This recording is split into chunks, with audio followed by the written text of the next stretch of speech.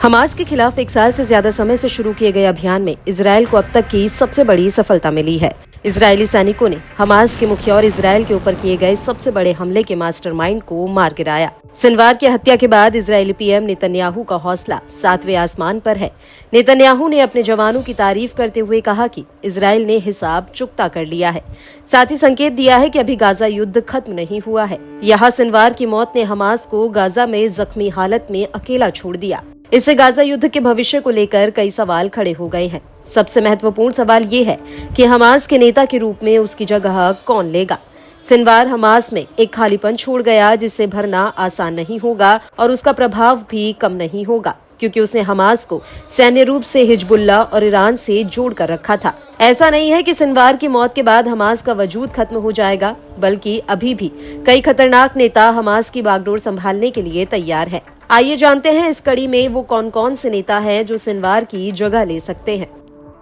खालिद मेशाल। खालिद मेशाल को हमास का नया नेता माना जा रहा है। मेशाल को दुनिया भर में तब पहचान मिली थी जब 1997 में इजरायल एजेंटों ने जॉर्डन की राजधानी अम्मान में उनकी असफल हत्या की कोशिश की थी। मेशाल को जहर का इंजेक्शन लगाया गया था, लेकिन वह बच निकले। 68 साल के मेशाल को इजरायल की ओर से खत्म करने की कोशिश की गई, लेकिन वह निर्वासन के दौरान हमास के नेता बन गए। खलील अल हया। शनिवार के उत्तराधिकारी के लिए सबसे प्रमुख नामों में राजनीतिक ब्यूरो में उनके डिप्टी खलील अल हया हैं, जो वर्तमान में इजरायल के साथ युद्ध विराम तक पहुंचने के लिए अंतर्राष्ट्रीय मध्यस्थता के तहत बातचीत के लिए प्रतिनिधि मंडल का नेतृत्व करते हैं और विदेशों में अपने सहयोगियों के साथ आधिकारिक बैठकों का आयोजन भी करते हैं। मौसा अबू मरजौक।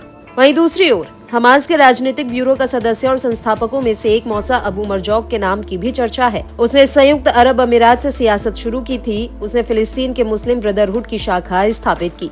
इसके बाद उसने अमेरिका में इस्लामिक संस्थाओं की स्थापना की। 1996 में उस पर इजरायल ने हमलों की फंडिंग करने का आरोप लगाया था। वह 22 महीने तक मैनहट्टन जेल में भी रहा। बाद में अमेरिका ने उसको जॉर्डन निर्वासित कर दिया। जहीर जबरीन। इसके साथ ही वेस्ट बैंक में हमास के प्रमुख जहीर जबरीन के भी आने वाले समय में शनिवार के बाद प्रतिरोध का नेतृत्व करने की संभावना है, क्योंकि सालेह अल अरौरी को 2021 में वेस्ट बैंक में आंदोलन का उप प्रमुख चुना गया था। अल अरौरी की हत्या के बाद बेरूत में जहीर जबरीन वेस्ट बैंक में आंदोलन के कार्यवाहक प्रमुख बने। मोहम्मद इस्माइल दरविश। शनिवार के उत्तराधिकारी के लिए मोहम्मद इस्माइल दरविश भी एक संभावित नाम है, क्योंकि वह प्रतिरोध की शूरा परिषद का प्रमुख है। रिपोर्ट के अनुसार हमास के अंदर उनके ईरान के साथ मजबूत संबंध हैं और वह तेहरान में इस्माइल हानिया की हत्या के बाद सफल होने के लिए एक मजबूत उम्मीदवार थे।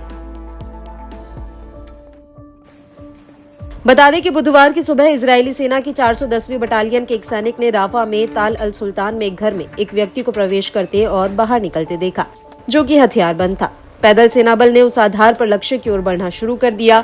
इस दौरान 3 संदिग्ध व्यक्ति एक दूसरे से घर में आते जाते दिखे। माना गया कि ये शनिवार के साथी थे जिन्होंने उसके लिए रास्ता खोलने की कोशिश की। फिर इजरायली बलों ने उन्हें मार गिराने के मकसद से उन पर गोलियां चलाई, जिसके बाद शनिवार का दस्ता अलग हो गया और वह एक इमारत में घुस गया। दस्ते का दूसरा हिस्सा दूसरी इमारत में घुस गया और फिर एक इजरायली टैंक ने उस इमारत पर गोला दाग दिया। दोनों तरफ से गोलियां चली और शनिवार उसके साथियों की ओर 2 बम फेंके गए, जिससे उनके बीच संचार टूट गया। इजरायली सैनिकों के पास एक ड्रोन था, जिससे देखा गया कि एक व्यक्ति घायल हो गया और कमरे में सोफे पर बैठा है। उससे ड्रोन पर एक छड़ी फेंकने की कोशिश की, लेकिन उसके बाद टैंक ने एक और गोला दाग दिया, जिसमें उस व्यक्ति यानी कि यह शनिवार की मौत हो गई। माना जाता है कि इजरायल और हमास के बीच युद्ध विराम और बंधकों के बीच समझौते के बीच शनिवार बाधा बना हुआ था। ऐसे में शनिवार की मौत ने बातचीत फिर से शुरू होने के बारे में उम्मीद को बढ़ा दिया है, लेकिन ये इस बात पर निर्भर करेगा कि हमास में शनिवार की जगह कौन लेगा।